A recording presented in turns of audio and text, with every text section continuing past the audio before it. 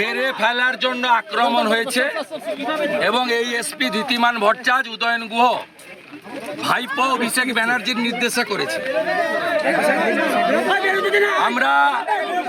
আমরা এর কাছে রিসিভ করিয়েছি হরেন বর্মন, নিখিল রঞ্জন দে এবং সুশীল বর্মনের উপর যে হামলা তার সিডিও জমা দিয়েছি আর রিসিভ করিয়েছি।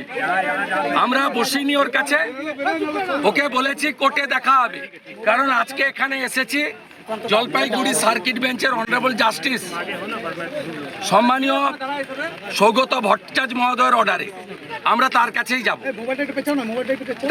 যাব। উনি বলছিলেন যে গাড়ি ভেঙেছে তাকে অ্যারেস্ট করা হয়ে গেছে। আরে অ্যারেস্ট তো উদয়ন গুহকে আগে করতে হবে।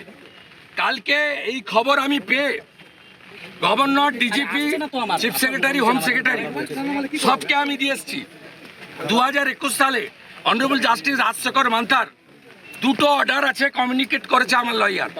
তারপরেও এই জিনিস করেছে, খুব প্রমাণিত। পুলিশ বিরোধী দলনেতাকে খুন করতে চেয়েছিল। খুনের মামলার প্রত্যক্ষ আসামি যদি উদয়ন গুহ হয়, পরোক্ষ আসামির নাম ধীতিমান ভট্টাচার্য।